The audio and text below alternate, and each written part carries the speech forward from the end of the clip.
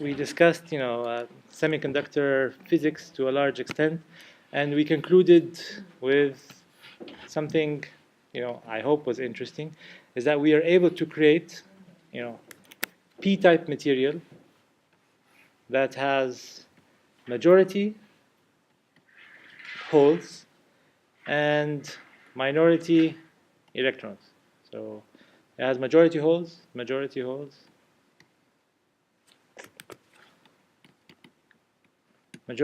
and minority electrons, right? So, and we are also able to create some n-type material that has majority free electrons. Okay, so majority free holes and minority bound electrons. Okay, and here majority free electrons and minority bound holes. So bound to the silicon, meaning bound to the silicon, and this is floating. So it's a free electron floating in the n-type material. Fine, it will recombine by themselves. By themselves, these will be non-conducting as well. So everything that is, all the electrons will recombine with the holes. The electron that was donated by the donor will recombine with one of the holes in one of the silicon atoms if we do what? If there's any thermal generation, right? So if there's any thermal generation, the covalent bonds are broken. The silicon atoms lose an electron. They're left with a hole. The majority, the donor electron that was free from due to the donor impurity that was added, is recombined with the hole. So they keep recombining, right? But the concentration, the important thing is the concentration. The concentration of the majority carriers in the p-type material was determined by the number of acceptor atoms. The concentration of the minority carrier atoms was determined by temperature, because it was equal to Ni squared. It was equal to Ni squared. It was determined by temperature. Here, the concentration of the majority electron population or free electrons were determined by the number of donor atoms. And here, the concentration of the minority holes, these are minority holes, was determined by temperature, because it was equal to Ni squared over Nd, Ni squared over Na. Both. So remember, both have impurities. If you create a majority and minority, why did you create a majority and minority? Because you added an impurity. In the p-type material, you added impurity that did what? That had 3 valence electrons instead of 4. What does that mean? It was accepting the free electrons and creating, holes in the silicon, right? So any one you do that, the silicon will have a free hole, right? And then the opposite was happening in the n-type material. But you still have in the p-type material, minority population of electrons, because anytime you break a covalent bond in the silicon, fine, you lose an electron and you have a hole instead, right? So you created more holes, and anytime you put an impurity, you created a hole, right? It's a controlled fashion. But this is only created when these electrons in the silicon, when are they created? Why? With temperature, right? So now that we've established this, and then we said that by itself, the p-type material will not be conducting current. By itself, the n-type material will not be conducting current, because these holes will be recombining with all the electrons, and so on and so forth, right? So what do we do to create current? So let's look at an elemental unit, a unit here of silicon crystal. And one way to conduct current is called drift. The other way, so there are 2 ways to carry charge. So if we carry charge across a cross-sectional area, then we have current, right? So charge is carried either using drift or using diffusion. Let's talk about drift first. Drift is, if you take this, unit of silicon material, and you apply a voltage, if there's a voltage difference, that means there's an electric field, like a capacitor, right? So there's an electric field generated in the same polarity as your voltage. Okay, so this is the polarity of the electric field. If this is the polarity of the electric field and I have a hole here, holes will be moving or tend to move with the electric field.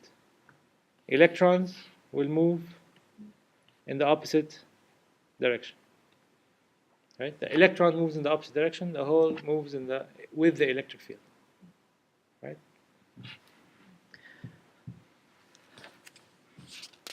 If it moves, that means it has a velocity, right? So there's a velocity of, and this is drift. Drift is the movement of charge carriers due to an external electric field being available. Okay, that's drift. So it will move with a velocity. This velocity, is it the same for the electron and the hole?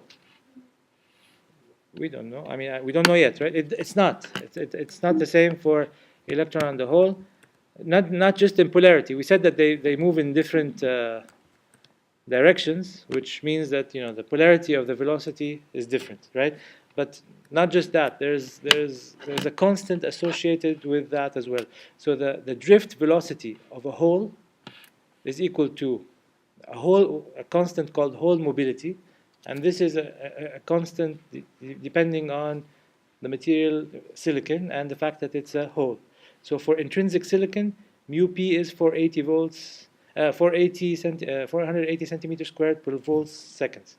So it's a constant, right? It depends on the fact that if it's a hole or an electron, and the fact that it's silicon, right? And of course, so the velocity depends on the mobility plus the electric field. So this is the velocity of the hole moving with the electric field. How about the electron? The velocity of the electron is negative because it moves opposite of the electric field. And the mobility of the electron for intrinsic silicon, electron mobility is 1,350 centimeters squared per volt second. Right? What does that mean? It tells us that the mobility of the hole is much less than 2.5 times less than the mobility of the electron. So the electron moves a lot easier in silicon. Right? So that's something to consider. They are easier, they're faster to move in silicon. So they are able to push current easier than the holes are able to push current. Right? So that's something to consider. So that's drift. Of course, if the charge carrier moves, like if the charge carrier with charge Q moves across a cross-sectional area A, and the concentration of that charge carrier is P, it's like we're talking about holes here, right? So I have holes P that have concentration P with a drift velocity Vp drift, and they're carrying charge Q across a cross-sectional area. The cross-sectional area is cross-sectional area of that plane at which the charge is crossing. This means that there is current, right? So the current due to the holes is defined by this equation, right?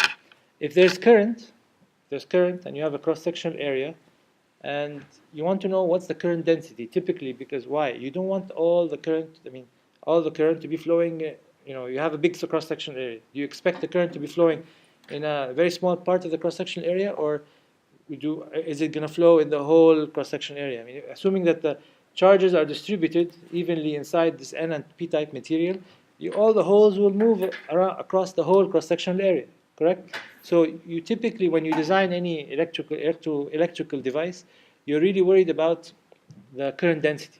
So current density is your measure, really, because, fine, I need 1,000 amps. Can I push that or not? I don't know. You tell me what area do I have, right? Because if I have this large of an area, yeah, of course, you will have, what dictates the amount of heat is the current density, right? Fine, I have 1,000 amp. If I have a whole room to push 1,000 amp, it's very different than if I have a small tube to push 1,000 amp. Because all the losses will be concentrated in the copper that's inside that tube versus in the copper that's inside this room, right?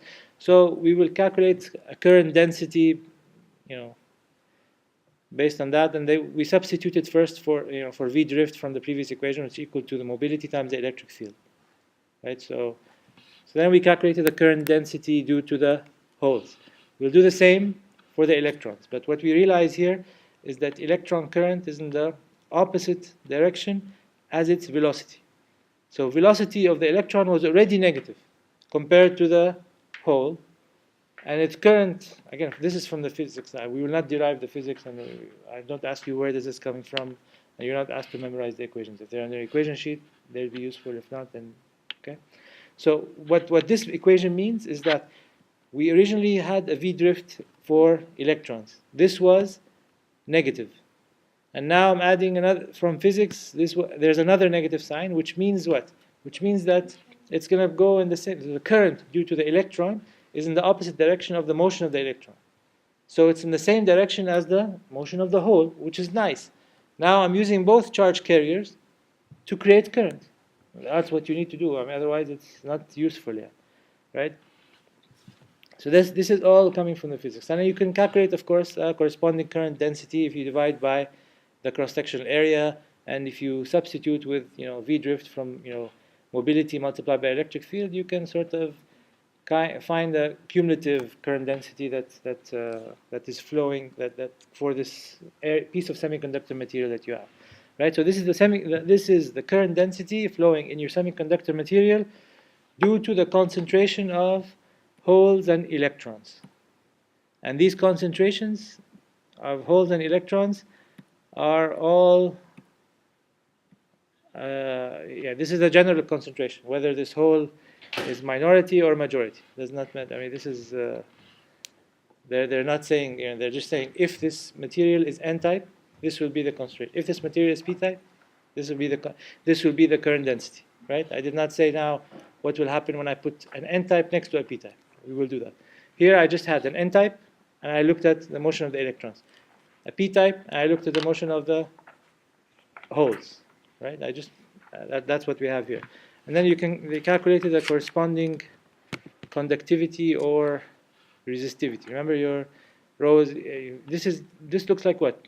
V equals to I times R, right? If you bring this row here next to J is basically current divided by unit area, and this is going to be resistivity. So this is sigma, which is conductivity, and the inverse of conductivity is resistivity, right? So it's like the admittance of the resistance. If you flip the 1 over R is basically conductivity. So that's what this looks like. So basically I'm able to calculate the current density and corresponding resistivity of the material for that has certain amount of holes or electrons flowing through it. Yeah. So I think the conclusion from here is what? The conclusion is holes will move with the electric field, and their corresponding current will also be in the same direction. Electrons will move against the electric field, and their corresponding current will be in the opposite direction of their motion. Let's read the summary of what I'm trying to deliver here. Excuse me?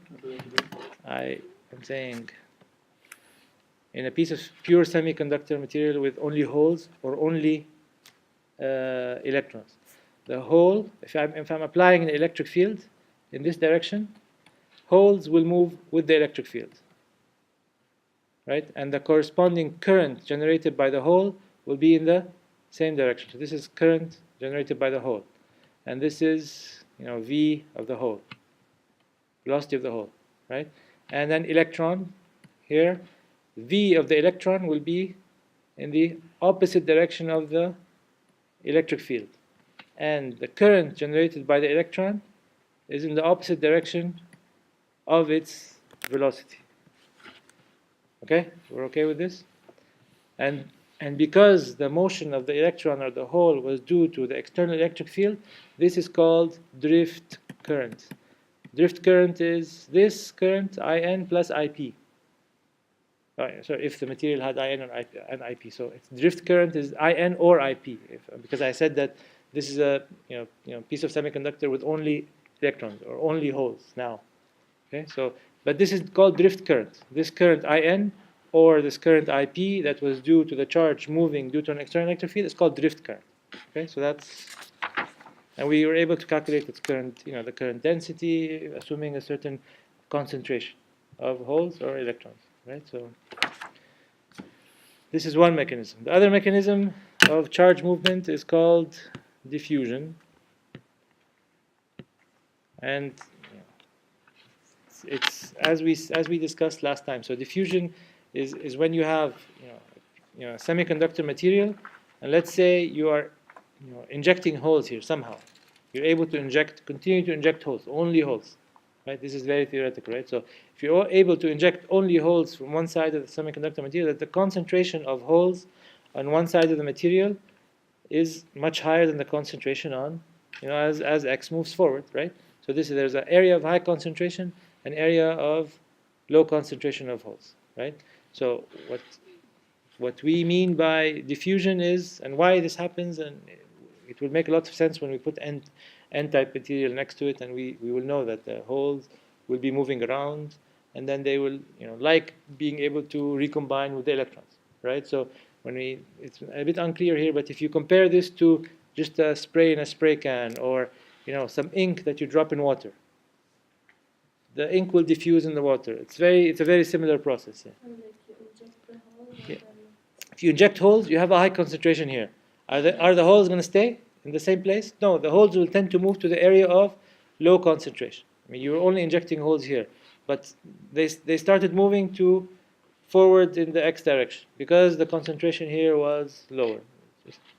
Okay, so that's what, then since they're moving, since the hole is moving, this is hole diffusion. Right? Since the hole is moving, that means there's a corresponding current in the same direction. Right? So now I have a diffusion current component as well, due to the hole movement. Of course, the same for electrons. If I'm injecting electrons here, and I don't have any electrons here, what are the electrons going to do? They're not going to stay here because again, there's a certain electron current density that you can have in a certain area. So if you keep injecting, they will be moving forward to the areas of lower concentration. It would be nice if you have a P material on the other side that they can start recombining, right? So that's what's happening. So this is called.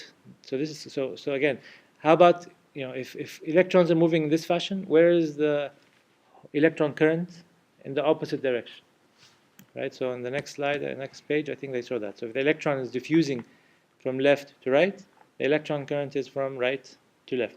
So the currents will also add up, right? The currents here they will subtract if I'm injecting from one side, right? But what if I put the N-type material on the other side? And the electron is now not moving from left to right. The electron is going to move from right to left, and then the corresponding current will be where? From left to right, in the same direction as the hole current. Right, so if I put a P-type material, so the whole, what's it called? The holes determine the current direction? No, so here, let's say this is a piece of material, right? I started injecting P holes here. Photons. Holes, positive charges. Positive charges. I started injecting positive charges here. What's going to happen? They will move from area of high concentration to area of low concentration. They're defined by the equation for current, by the concentration gradient. We'll see what this is. But what I'm saying is that here I have a P-type material, right? And from physics, this diffusion is happening. It's causing the holes to move in this direction with a corresponding hole current in this direction. Okay. If I want to build a device, do I want the currents to be opposing each other or in the same direction? Same direction. So now let's say if I put now N-type material here, and somehow I inject, the electrons here, electron injection. So instead of hole injection, I inject electrons here. What are the electrons going to do? Also go from a place of high concentration to places of lower concentration. So which means they're going to move in this direction. Where is the direction of, this is V of the electron. Where is the direction of current due to electron movement in the opposite direction of the electron movement, which means that this will be the I due to the electron movement, or the negative charge. So that's a good thing. Yeah, because then I can make use of the hole current, and the electron current can cause diffusion. Yeah, so all of these both of these currents are going to be flowing in my device to my external circuit if I connect an external circuit, right? Somehow. So it's like charges goes from positive to negative. It is. I mean, they're charges. Like if the electron becomes free, it's a free charge. It's a free electron, right? So. It is charges. So diffusion current is the current caused by the movement of charge from areas of high concentration to area of low concentration. The diffusion of holes, or the diffusion of holes is governed by the diffusion gradient. The diffusion gradient looks like this. This has a negative slope, not a positive slope. So the current density due to hole diffusion is equal to negative of the charge, negative of the value of the charge, multiplied by what is the diffusivity. It's like, you remember the mobility? Mobility is how the electron moves, or how the hole moves in a semiconductor material due to the applied electric field, right? It's easy how it moves due to drift. This is a constant that dictates how it moves, how the hole moves due to diffusion. And we will have a dn as well, how the electron moves due to diffusion. Right? So, there's drift and there's diffusion. Right? Obviously, the velocity of the drift will depend on the charge. The velocity of the drift will depend on the electric field and how easy it is for that electron to move. Right? And then same thing, the speed of diffusion will depend on what? The concentration probably, and the ability of this charge to diffuse, which is governed by dP. Right? The current density, of course, depends on the current. Current depends on the charge. So the value of the charge is taken into account here. I'm just trying to relate the physics to the equation. We're not deriving the physics. So obviously the current will depend on the charge, because I'm counting charges actually, crossing the cross-sectional area. So it will depend on the charge. So the charge value. Also how fast this charge is moving, which is governed by this diffusivity constant. Yeah. The original charge current, the current that resulted was also due to what? Fine, this diffusivity is a constant, but this diffusivity was due to what? The gradient. This is a constant, but the value of diffusivity, right, was due to the gradient of the concentration of the holes or the electrons. Right? So this is negative, this is negative, so the current density here is positive. Yeah, the derivative is negative because the slope here is negative. So this is the derivative of the whole concentration. This is the whole concentration. So the derivative is a negative in this case. So the derivative of a whole concentration is negative. Negative to negative is a positive. So the current density is positive. So meaning the current is in this direction, as in the same direction as the whole diffusion. Sure. Okay. So for the electron, it's the same, but another thing to note here is the following. Look at this. This is very similar to what we had before for mobility, right? The diffusivity of holes is equal to, for intrinsic silicon, is 12 centimeters squared per second. Diffusivity of electrons is 35 centimeters squared per second. Also about 2.5 times more than the diffusivity of holes, right? So it's easier for electrons to diffuse, and it's easier for electrons to drift, right?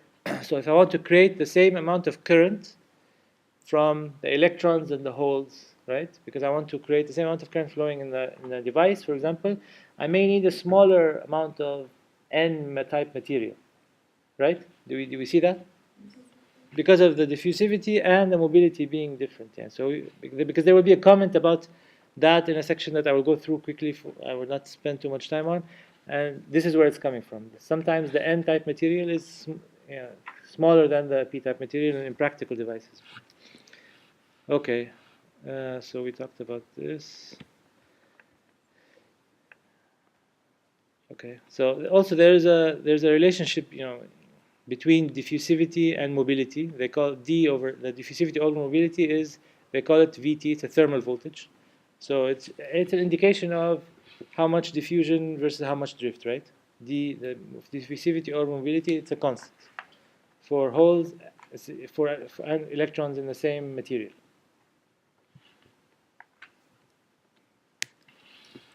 Right? If this is large, this is large. For us to have the same VT, since for this to satisfy this, what does this mean? If mobility is large for the electron, it means that diffusivity is also large for the electron. So that the ratio is the same as, okay, this is small and this is small as well, right? So this is just, it's a relationship that will come up later, and it will be equal to, we will equate this thermal voltage to a constant times T over charge. We will talk about that later in a different section here. But Vt is a constant. It happens to equal the diffusivity over the mobility. It will also be something that we will utilize later when we talk about current flow in a diode. Yeah. So, right, it makes sense that it's the ability of the charge to move due to diffusivity and the ability of the charge to move due to mobility. If the relationship between those is gonna tell us, okay, how much of this material is gonna, how much of this charge is gonna produce current. An indication. It's one indication. Yeah. Okay, so now let's bring a P material next to an N-type material and see what will happen here. How this is manufactured, I think they tell you that, I'm not going to go through that. In Appendix A, they describe the full fabrication process of the p-n junction. How do you actually bring them next to each other and create a crystal with both of them? I'm not an expert on that, and we can both read the appendix. Huh? Is it like the ones for processors? We will see that this structure. I'm not going to read this, but these processors are made of what? Processors are made of transistors. All of you're cramming as many transistors as possible inside the processor to be able to calculate and do AND and OR and NAND and NOR, all of that kind of stuff, right? So all of these transistors are created. Yeah, like for example, if you read here, it says that the bipolar junction transistor is basically, the dominant, the diode or the PN junction plays a dominant role in the structure and operation of the BJT device. This PN junction is going to be playing a dominant role there. We will see how now. We will see in this section when we put them next to each other. We will see what's going to happen here, and it will tell us, okay. Because when you want, again, computers are what? They're reading ones and zeros, right? 1 means there's voltage, 2, 0, there's no voltage. If there's no voltage, sometimes you want to have a corresponding current to flow. And if there's no voltage, you want to have, if there is voltage, you want current to flow. If there's no voltage, you want current to not flow. Can you do that today with what we know? No, you have to have devices that allow you to conduct and stop in a controlled fashion, right? The basis of that is the p-n junction, which we're basically bringing an N-type material next to a p-type material and seeing what will happen if we do that. Yeah. So what do we expect to happen, right? So if we're able to fuse a p-type material right next to an N-type material, what do we expect to happen? Here, the concentration of holes, obviously, here, remember, in this p-type material, we have both holes and electrons, right? But the majority are holes in the p-type material, but we still have a minority of electrons. And here it's the opposite, majority electrons and minority holes. So we expect what to happen? We expect, of course, at least we expect diffusion to happen first, right? Because here I have a high concentration of holes. Here I have a low concentration of holes. So if this is one piece of silicon, we expect diffusion to happen, right?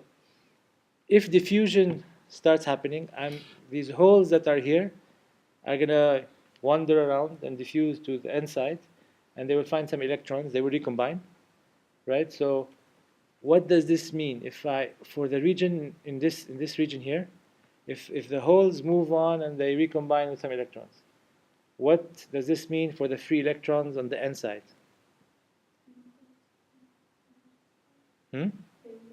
No. They were free. Then the nice P guys came along, and then they saw them. They recombined. So are they free now? They're not free anymore. So I will create a zone here on the N side where I have depleted the free electrons. Right? I'm not going to have free electrons anymore. Right? If the positive charges, they have the same number of holes. Not same. I'm just saying what's going to happen in the region here. You first see somebody and you fall in love, right? So you see them, they recombine. Everybody's happy. right? So what's going to happen? They're not going to, the electron is not, the hole is not going to wander all the way until the end to find somebody. That's first person they see. Okay, they like them, right? So does it make some sense? No? Yes? Okay, forget the analogy, right? And it's recorded and right? It's not good, right? I will cut it off. I will edit this video before. I will not. Okay, but no, seriously. So the holes will move. I mean, again, anytime. Remember, inside the p-type material, why did we say this thing was not conducting? Because anytime I had a hole, a free hole, an electron that was generated by thermal generation can recombine, right? And then if the electron, because I had thermal generation, this electron that recombined with that other hole left a hole in the behind it, and the corresponding other electron will find that hole and recombine, right? So, and that's why we said the p-type material by itself will not be conducting current, and the n-type material by itself will not be conducting current, because anytime there's a free hole and there's a free, a bound positive charge, a hole bound to the atom, and there's a free electron, the free electron will recombine with that positive hole, positive charge.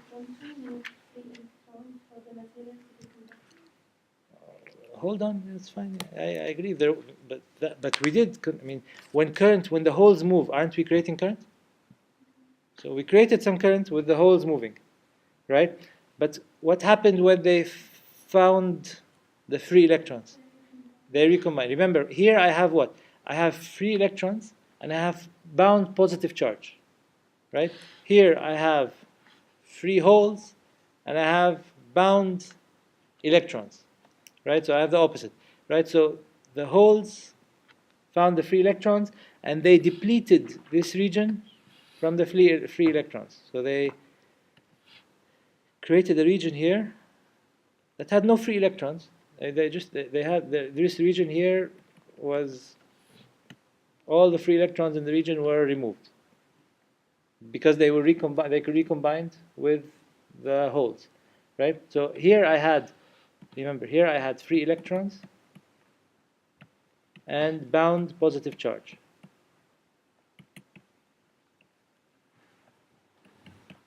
Right? Here I had free holes and bound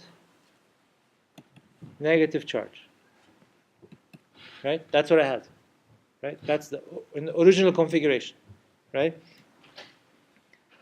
This bound positive charge was what? This is, okay, as soon as the electron became free, its place was, that is connected to the atom, is a hole, so that's bound to the atom. And then the electron was free. Here it's the opposite, okay? So now, if the holes from the p-type material, the concentration here is high, concentration here is low, so they will diffuse. Do we agree? According to the physics, they will diffuse to this side. If they diffuse to the n-type material side, what's going to happen? They will recombine with this stuff. Right? They will recombine with the free electrons. If they recombine with the free electrons, do I have free electrons roaming around in the n-type material? Here at least as soon as they start diffusing. Diffusing is fine. The movement from the p side to the n side. This is the area where they will meet. They meet here and they recombine. They recombine, so I don't have any more free electrons. Here, only here. I'm not saying in all the n-type material there's no free electrons. Here, as soon as, fine, if a hole moves and they found the free electron here, it will recombine. But in general, where will they first start recombining? They will first start recombining when they first see each other. Right? So where does that happen? Here, around, this is called the junction. Right? Around the junction, this is what's happening, right? So I'm depleting, I'm not saying here free electrons are removed from all the n-type material, right? It's only around the junction. The free holes basically recombined with the free electrons. And then what happens? So leaving what behind? Leaving what behind? So leaving bound positive charges. Leaving bound positive charges that are not able to be found, are not going to find electrons to fill them, because these holes from the other side came and took all the electrons. Okay? So I'm depleting this zone from free electrons, but I'm also leaving behind bound So we still have positive electrons- charges. What? So we still have electrons on the left side, and we still have holes on the right side. Yeah, there are always electrons and holes on both sides, but the ones that diffused caused this to happen, caused free electrons to be depleted from here, and caused us to leave behind the bound positive charges. Fine, there's still n-type material here, right? Opposite happens on the other side, okay? The electrons, the free electrons move to the other, they diffuse to the other side, and they recombine with the free holes, leaving behind the bound negative charges.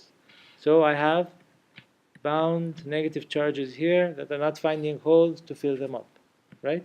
And that is happening also here, around the junction, but inside the p-type material side. Okay? So now this is called, this zone here, this region is called my depletion layer.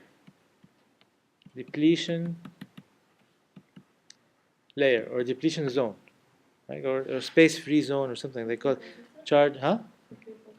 It will have depleted. It's depleted of the free electrons here and depleted of the free holes here, right? But it's full of the bound charges because all the electrons are gone. The only thing left is the bound charges and no free electrons to fill them up, right? So if I have all these positive charges and some on one side, I have negative charges on one side. What does that create? Creates no. So the current moved. Do you agree that the charge diffused from this side, the holes diffused from this side, causing hole current in this direction? Electrons moved diffused from this side to this side, causing electron diffusion current where? In the opposite direction. Holes will diffuse this way, right? Electrons will diffuse the other way, right? The current both is this. The current both is this way, right? This is the diffusion current. Actually, they call it D. Yeah, this is the diffusion current of holes and the electrons due to the majority carriers, right? The majority carriers diffused in this way. Magnetic field of the post. Electric field, not magnetic field. Capacitor. This is like a capacitor, right? I understand. This is like a capacitor, guys. This is like a capacitor. So this is like a capacitor. The other nice thing is that will happen is that now if I put an external voltage, what happens when a capacitor has charge? The current will not flow, right? If I put a voltage source like this, and I put a capacitor like this, okay? Fine. Forget about transient analysis. In DC steady state, if this capacitor plates are charged, is current going to flow? No, current's not going to flow. What will this capacitor look like? An open circuit. So I'm going to create something. If I am able to, increase the charge on both sides, I will be creating a nice open circuit that can block voltages, regardless of how high this voltage is. Yes, sir. So it's like a capacitor. If you can, because charge on one side, charge on the other side, isolated. So that's it's gonna charge. A capacitor also has electric field between. Capacitor is not isolated. There's No, it's isolated. Of course, there's a dielectric material in the middle, and you have an electric field between the positive and the negative, for sure. so it's exactly like Yeah, sure. So this is the corresponding electric field The jet, that is generated due to the fact that I had this diffusion happening. the insulating area is the junction. Yeah, I mean these are bound. These are bound positive charges on one side, bound negative charges on the other side. The junction acts like the dielectric material, if you want to think of it that way, yeah, right? If you want to make it look exactly like a capacitor, but fine. Then you have these charges that are just sitting there in a zone that is isolated and not having any free electrons or free holes to recombine with. So these charges they gather in this zone, causing this electric field. Wow. Still have 5 minutes. Okay. So we created this electric field. So what is this electric field gonna do? Okay, so do we agree now we have the diffusion current? Okay, if we have this diffusion current, That's happening due to this initial process that we described. But this initial process that we described gave rise to this electric field. What is this? And this diffusion current is due to the majority carriers. We agree? But we also said that there are some minority carriers, right? So what's happening to the minority carriers? Quick. Minority carriers here are what? Are holes. They will charge. So what's going to happen to the? You agree that there, if current is flowing, that means this thing is getting hot, right? So there's maybe some thermal generation. If there is some thermal generation, these things are moving along. What did we say electric fields do to a hole? Moves with it. So this minority hole here will find this electric field and will be pushed to the other side, right? And then same thing with the minority electrons on this side. They will find this electric field that was due to the diffusion, right? Right? So first I had diffusion, created this voltage, and then because of the voltage there was an electric field. This electric field caused the minority current, the charges to move. When the minority current, when charges move due to an electric field, what does that create? What kind of current? Drift current, exactly. So this was diffusion current. This was diffusion current. So now we created drift current. What is the direction of the drift current? You remember? For the hole, the drift current is in this direction. How about for the electron? The drift current is in the opposite direction. So the electron was moving this way. So the electron current is also this way as well. So now I have diffusion current coming this way, and I have drift current the other way. So nothing is going through them. What? So nothing is going through. At open circuit, that's what's happening. They're equal to each other. If you have more, because again, if you have more diffusion, that means what? That means these number of charges here that are going to start blocking my junction and looking like a capacitor are going to increase. If they increase, I have more electric field, right? Because if they increase, then I'm increasing the electric field here as a value. If I increase the electric field as a value, what happens? I'm going to find more of these minority carriers and move them along to create the drift current, which is in the opposite direction as the diffusion current. So in open circuit, they're equal to each other. So the maximum the drift current could be is the diffusion current. At open circuit conditions. So the Yes. maximum it could reach is the. At it open can't circuit, pass. no. If they, again, one will start, one may, some free electrons, these ones may be hiding somewhere. It may be harder to pull them so that, okay, so then these guys start moving more. So then this electric field becomes higher. So it easily finds these free minority guys. So they bring them along. So they balance each other. So, yeah. Like the direct current, Yeah. they will have the same direction, both the N-type and the P-type. now here, that's what we ended up with. This is the current due to the drift of holes and electrons is in the same direction as each other. This is drift. This is it's opposite of the diffusion because I put a P material here, N-type material here. So now at this is the basic diode structure. You expect that, right? If you have a diode that's open circuit, do you expect current to flow out of it? It's not going to flow, and it's not flowing because of this happening here. Okay? So next time, what do you think we're going to do tomorrow? If we connect the external source. Not tomorrow. We can come tomorrow. If we connect an external source, that is gonna, remember I had the bound positive charges here and the bound negative charges here. If I connect an external source that places a higher voltage here. Higher voltage here means electric field due to that voltage is in this direction, right? So what is it going to do? It's helping this electric field. So basically I have a higher electric field, right? What is this going to do? If I have a higher electric field, meaning I have a bigger capacitor basically, right? Bigger capacitor will block More charge. more voltage, right? It will block the voltage and never enable current to flow. It will not enable current to flow through the circuit. You're making a circuit with a voltage source and a capacitor. It's like, exactly, I'm making a circuit with a voltage source and a capacitor like this. Yeah, but the capacitor is physical. But the capacitor is something I'm manipulating, basically in semiconductor. Right? How about if I do the opposite? If I flip the source polarity, The p-type will have more. I will have an electric field pushing in the other direction, subtracting from the original electric field. And if I do enough, then I will be diffusing more current through. So that's going to be the forward bias condition of the diode. Okay. Right? So tomorrow, Sunday, we'll do that, inshallah. Inshallah. Don't forget to edit the video. Hmm?